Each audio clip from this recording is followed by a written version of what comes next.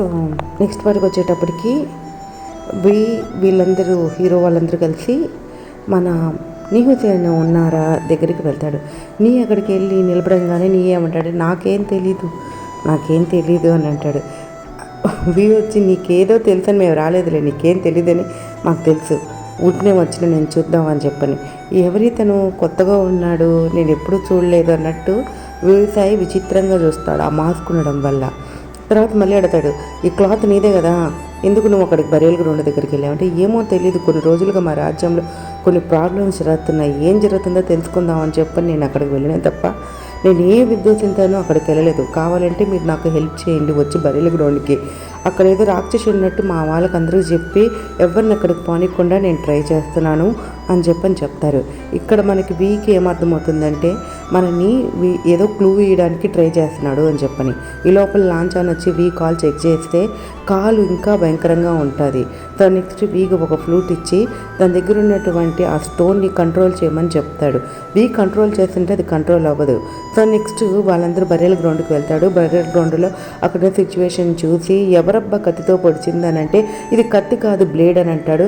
అరే నీకు ఎంత బాగా తెలుసు బ్లేడ్ అని చెప్పని, మా రాజ్యంలో బ్లేడ్సే కదా వాడేది, అందువల్ల నేను బ్లేడ్ అని చెప్పగలిచాను అంటే, నీకు అతనికి చాలా జనరల్ నాలెడ్జ్ ఉందని చెప్పంటే నీ తప్పించుకోవడానికి అదేలే బ్లేడ్తో జరిగిందో స్వాడ్తో జరిగిందో కొంచెం ఇద్దరు చెక్ చేసి చెప్పని అని అంటాడు.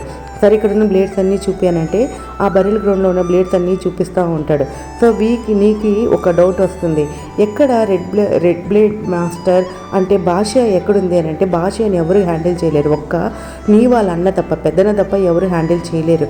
పెద్దన చనిపోయే టైంలో కూడా ఆ భాష పెద్దన చేతిలోనే ఉండుంటుంది. ఆ టైంలో నేను దగ్గరికి పోనీయకుండా అక్కడ ఉన్నటువంటి ఇంకొక రాజు జిన్ రాజు తనని గట్టిగా పట్టుకొని వాళ్ళ అన్న దగ్గరికి పోనీయకుండా ఉంటాడు. సో తర్వాత ఏమవుతుందంటే వాళ్ళ అన్నయ్య ఆ భాషతోనే చచ్చిపోతాడు. ఇప్పుడు ఏంటంటే నీకున్న ప్రాబ్లము వాళ్ళ అన్నయ్య బాడీ కనిపించలేదు, అలాగే భాష కనిపించడం లేదు. ఈ ప్రాబ్లం ఎవరికైనా చెప్దామంటే ఎవరు పట్టించుకోరు. సో అందువల్ల ఏం చేస్తాడంటే లాంఛానికి వీకి చెప్తాడు, ఈ విధంగా భాష మిస్ అయ్యింది అండ్ నెక్స్ట్ మా అన్న మిస్ అయ్యి ఉన్నారు, బాడీ మిస్ అయ్యిందని చెప్పని. సో ఈ క్లూని తీసుకుంటాడు. అంటే ఇప్పుడు భాష ఎక్కడో ఉంది, మనం భాషను ఫైండ్ అవుట్ చేయాలి ఫస్ట్ అని చెప్పని. సో నీ హుసేన్ కూడా సో వాంటెడ్గా ఉంటాడు, ఈ ఇన్ఫర్మేషన్ వీళ్ళకి ఇస్తే వీళ్ళు నాకు హెల్ప్ చేస్తారు, వీళ్ళు తప్ప నాకు ఇంకెవరు హెల్ప్ చేయరని చెప్పని మెంటాలిటీతో ఎలాగైనా వాళ్ళ అన్నని చంపిన వాడిని చంపాలన్న కోపంతో ఉంటాడు. నెక్స్ట్కి వచ్చేటప్పటికి ఇక్కడ మనవి ఎక్కడ ఇది ఎలా జరిగి ఉంటుంది అని చెప్పని మాట్లాడుకుంటా బయటకు వస్తారు. సో బయటకు వచ్చిన తర్వాత అక్కడ ఉన్న వాళ్ళు కొంతమంది కూర్చొని మాట్లాడుతూ ఉంటారు. ఏంటంటే లాస్ట్ ఆ ఊర్లో ఒక పెద్ద కుటుంబం ఉంటుంది, ఒక పాపులర్ కుటుంబం. ఆ కుటుంబం ఒక నైట్ చనిపోయారు. సో ఈ చనిపోయింది ఎవరు కారణం, దీనికి కూడా హీలింగ్ ప్యాటర్చే కారణం అన్నట్టు వాళ్ళు మాట్లాడుకుంటుంటారు. వీడు ఏంది 16 ఏళ్ళైనా నన్ను వదలరా, ప్రపంచంలో భూమి మీద ఏం జరిగినా నేనే కారణమా, అందరు నా మీదే వేస్తారా, అసలు ఏం జరిగింది ఏంటి అని చెప్పని ఆలోచించుకుంటాడు.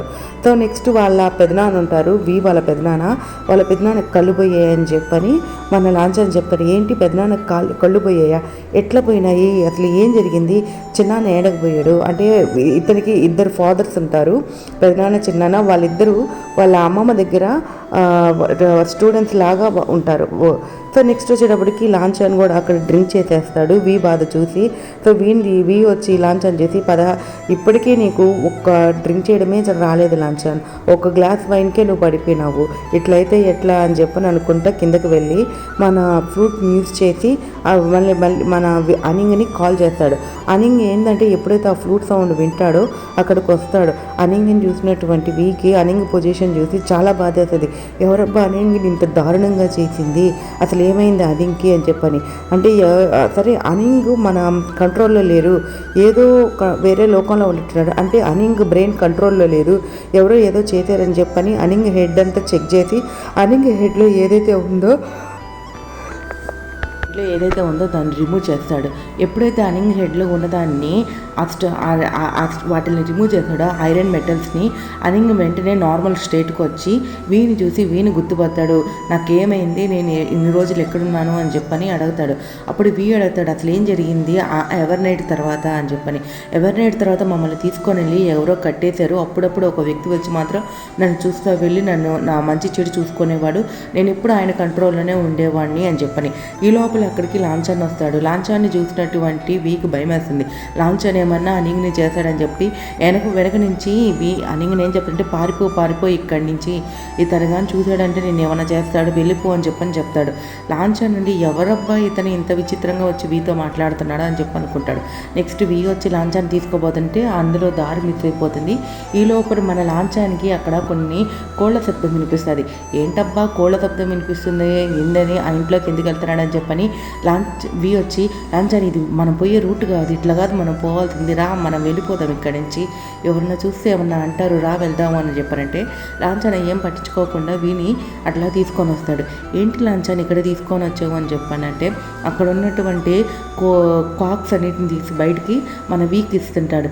వీ వచ్చి విచిత్రంగా ఎందుకు నాకు ఇస్తున్నావంటే నీకు చాలా ఇష్టం కదా కాక్స్ అంటే, తిను అని చెప్పనంటాడు. ఏంటి పచ్చివి తినాలా నేను అని చెప్పానంటే లేదు చూడు బాగా చూడు, ఇది నీకు నచ్చలేదా, ఇంకోటి తీస్తానని చెప్పని అందులో ఉన్నటువంటి కాక్స్ అన్నిటిని తీసి ఒక్కొక్కటి మన వీక్ ఇస్తుంటాడు.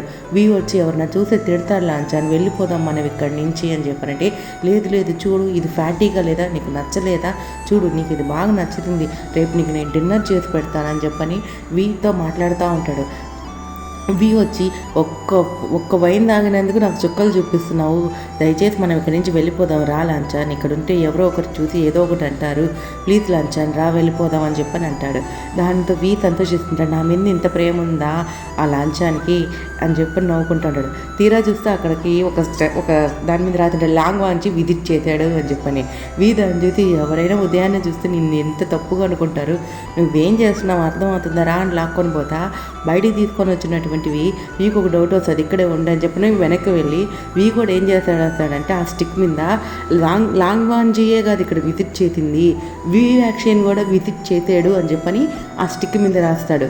తర్వాత నెక్స్ట్ తను తీసుకొని వచ్చి బెడ్ మీద పడుకోబెట్టే టైంలో అక్కడ ఏంటంటే ఒక మాస్క్ మ్యాన్ వచ్చి ఉంటాడు. ఆ మాస్క్ మ్యాన్ వీళ్ళ మీద రివర్స్ అటాక్ చేస్తాడు. అసలు ఆ మాస్క్ మ్యాన్ ఎందుకు వచ్చాడంటే వీళ్ళ దగ్గర ఉన్నటువంటి స్టోన్ కోసం వచ్చి ఉంటాడు. ఆ స్టోన్తోనే రిమైనింగ్ ఎనర్జీని కంప్లీట్ చేయాలని. అంత మధ్యలో ఉన్నప్పుడు కూడా మన లాంఛాన్ ఏం చేస్తాడంటే ఆ మాస్క్ మ్యాన్తో యుద్ధం చేస్తాడు. ఎప్పుడైతే ఫైట్ చేస్తూ ఉంటాడో వీక్ ఒక డౌట్ వస్తుంది, మన లాంఛాన్ ఏదైతే ఫైట్ చేస్తుంటాడో ఆ వే అంతా అతను ఫాలో సేమ్ అదే విధంగా చేస్తూ ఉంటాడు.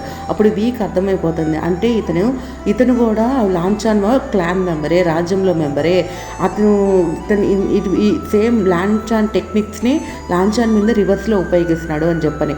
ఆ తర్వాత అతను ఏం చేస్తాడంటే వీ మంత్రంతో టై చేస్తాడు.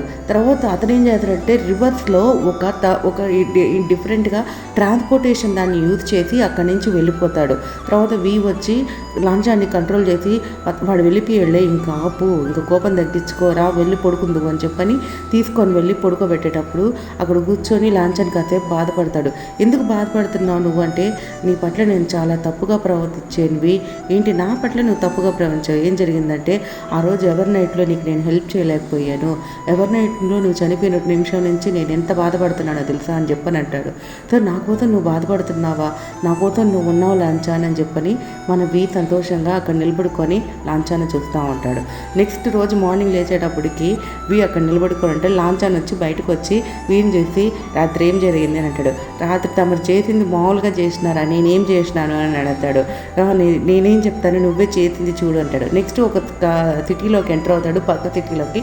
అక్కడ లాంఛాన్ స్టూడెంట్స్ తర్వాత జింగ్లింగ్ అందరూ అక్కడే ఉంటారు. వాళ్ళని చూసినటువంటివి మీకేం పని లేదా, నైట్ హంట్ అని చెప్పేది వచ్చి ఇక్కడనే తిరుగుతూ ఉంటాడు, మీకు ఏమైనా అయితే ఎవరు ప్రాబ్లము అని చెప్పంటాడు. వాళ్ళలో ఆ తర్వాత నెక్స్ట్ అక్కడికి కొంచెం డెవిల్స్ అందరూ ఎంటర్ అవుతూ ఉంటాడు. ఆ డెవిల్స్ని చూసినటువంటి వాళ్ళందరూ భయపడతారు. సో అక్కడికి లాంఛాన్ వచ్చి ఈ డెవిల్స్ని కంట్రోల్ చేయడానికి ట్రై చేస్తుంటే సో ఇంత లోపల ఆ మాస్క్ మ్యాన్ కూడా వచ్చి వీ మీద అటాక్ చేస్తాడు ఆ స్టోన్ కోసం. వీ దాన్ని చూసినటువంటి ఇదిగో నువ్వు దీనికోసమే వచ్చావు కదా, దీన్ని నువ్వు ఎప్పటికీ తీసుకోలేవు అని చెప్పంటాడు. లాంఛాన్ ఏం చేస్తాడంటే అక్కడున్న వాళ్ళందరినీ కాపాడుతూ ఫైటింగ్ చేస్తూ ఉంటాడు. ఈ లోపల వీ వచ్చి మనం ఇక్కడి నుంచి వెళ్ళిపోదామంటే చెప్పని ఒక ఇంట్లోకి తీసుకొని వెళ్తాడు. అక్కడ ఒక ఓల్డ్ ఉమెన్ ఉంటుంది. ఆ ఓల్డ్ ఉమెన్ అడిగి లోపలికి తీసుకొని వెళ్తే ఆ ఓల్డ్ ఉమెన్ మీద కూడా 50% బ్లాక్ మ్యాజిక్ అనేది అప్లై అయ్యి ఉన్నది. మన జిన్ ఏం చేశాడంటే వీళ్ళకి పాయిజన్ అయి ఉంటుందేమో అని చెప్పని వచ్చి ఫుడ్ ప్రిపేర్ చేయడానికి కిచెన్కి వెళ్తాడు. సుజీని తీసుకొని ఫుడ్ ప్రిపేర్ చేసేటప్పుడు జిన్ వచ్చి ఎవరు తింటారు ఈ పోర్డేజ్, నేను తినను, నాకు వద్దు అని అంటాడు. సరే అయితే నీకోసం ఉప్పు కారం వేస్తానని చెప్పని దాంట్లో కావాల్సిన పచ్చిమిరపకాయలు కారం వేసి అందరికి ఇస్తారు. అందరూ తింటూ ఆ విషమే బాగుందేమో, ఇది ఇంత కారంగా ఉంది, మా వల్ల కాదు అని చెప్పని ఒక్కొక్కరు ఏడుస్తూ ఉంటే ఇది అందరూ అప్పుడు సుజీ వచ్చి దీనికి అంతటికి కారణం మన జిన్నేను, జిన్ సైలెంట్గా ఉండింటే మామూలుగానే పెట్టుండేవాళ్ళు కదా, కానీ ఈ టేస్ట్ ఎక్కడో నాకు ఫెమిలియర్గా ఉంది, ఎవరో పెడితే నేను తిన్నట్టున్నది చిన్నప్పటి నుంచి అని చెప్పనంటారు. అయినప్పటికీ వాళ్ళు ఆ కారంగా ఉన్న ఏం చేసే పొజిషన్ తట్టుకోలేక ఆ పాయిజన్ నుంచి బయటికి రావడానికి అక్కడున్న పోర్డేజే వాళ్ళు డ్రింక్ చేస్తూ ఉంటాడు. నెక్స్ట్ అక్కడికి ఒక పర్సన్ వచ్చి బ్లైండ్ పర్సన్ అక్కడ మూవ్ అవుతూ ఉంటే ఎవరబ్బా బయట అని చెప్పని అందరూ వెళ్ళి చూడడానికి పోతారు. వచ్చి ఆ పర్సన్ని ఫైండ్ అవుట్ చేసి ఒక ఫెయిరీ వచ్చింది అని చెప్పన్నట్టు అంటాడు. సో నేను చూస్తా అని చెప్పని ఫస్ట్ వెళ్ళి మన జిన్ చూస్తాడు. జిన్ చూసి భయపడి బయటకు వచ్చి నీకు బుద్ధి లేదా, ఏ టైంలో ఎప్పుడు పని చేయాలో కూడా తెలియదా అని అంటే, తర్వాత సుజీ వెళ్ళి నేను చూస్తానని చెప్పని చూసి సుజీ కూడా భయపడతారు. నెక్స్ట్ ఒక తర్వాత ఒకరు వెళ్తుంటే వెళ్ళడానికి అక్కడ ఫెయిరీ కాదు ఉండేది, తను చాలా భయంకరంగా ఉన్నది, ఒక బ్లైండ్ లేడీ, ఎవరు వెళ్ళదు చూడదు అని చెప్పనంటాడు. తర్వాత వాళ్ళు బాగా అబ్జర్వ్ చేసి తను బ్లైండే కాదు, తను మాట్లాడలేదు, తనకి ఏదో అయ్యున్నది, తను ఏదో చెప్పాలని ట్రై చేస్తున్నది అని చెప్పని అందరూ అక్కడ ఉన్న పొజిషన్ అండర్స్టాండింగ్ చేసుకుంటూ ఉంటారు.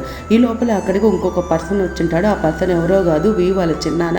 అది చూసినటువంటి వీకి చాలా బాధ వేస్తుంది, ఏంది తను ఇక్కడ ఉన్నాడు, అది కూడా తనకి కళ్ళు పోయినాయి, పొజిషన్ చాలా బ్యాడ్ పొజిషన్లో ఉన్నాడు అని చెప్పని అంటాడు. తనని నేను లోపలికి తీసుకురావాలంటే నువ్వు తీసుకురాలేవు, ఎట్లా తీసుకొని వస్తావు, అతను ఏమైనా ప్రమాదం చేస్తుంటే లేదు నేను తీసుకొని వస్తాను, తను ఎట్లాంటి పొజిషన్లో ఉన్నా నేను తీసుకురావాలి నాకు అని చెప్పని ఒక మంత్రం వేసి ఆయన లోపలికి తీసుకొని వస్తాడు. లోపలికి తీసుకొని వచ్చిన తర్వాత వాళ్ళకి చెప్తాడు, అక్కడ ఉన్నటువంటి పోర్డేజ్ ఎత్తుకోరండి, ఈయన ఫుల్ పాయిజన్ అయి ఉన్నాడు, మీరు ఎవరు దగ్గరికి రాకండి, దూరంగా వెళ్ళండి ఫస్ట్ అని చెప్పని అందరినీ దూరంగా పంపించి సుజీని పంపించి కొంచెం ఫుడ్ ఎత్తుకోరమ్మని చెప్పని ఆ ఫుడ్ ఆయనకి పెడతా ఉంటాడు. సో ఆయనకి అర్థమైపోతుంది, ఆ బ్లైండ్ పర్సన్ అడతాడు ఎవరు నువ్వు అని చెప్పని. చెప్పలేక సైలెంట్గా గమ్ముకుంటాడు. తర్వాత ఇంత లోపల అక్కడ ఎవరో అటాక్ చేస్తున్నట్టు అనిపిస్తుంది. సో అందరూ వచ్చి వీక్ చెప్తారు కొంచెం దూరంగా వెళ్ళండి అని చెప్పని. సుజీ కనిపెట్టేస్తాడు, ఈయన ఎవరో కాదు పోర్షన్ బాండర్ ఒక స్టూడెంటేను అని చెప్పని. సరే మీరందరూ సైలెంట్గా ఉండండి, మీరు ఏ పొజిషన్లో ఉన్నా కానీ ఫస్ట్ మీరు సేఫ్గా చూసుకోండి, ఇక్కడ ఎయిర్ అంతా పాయిజనస్ అయ్యి ఉన్నది అని చెప్పని అంటాడు. సో బ్లడ్ యూజ్ చేసి అక్కడ ఉన్న మంత్రాన్ని చూస్తుంటే అందరూ మేము బ్లడ్ ఇస్తాం, ఒరే మీరు బ్లడ్ ఇస్తే కలిసి పడతారా, వద్దురా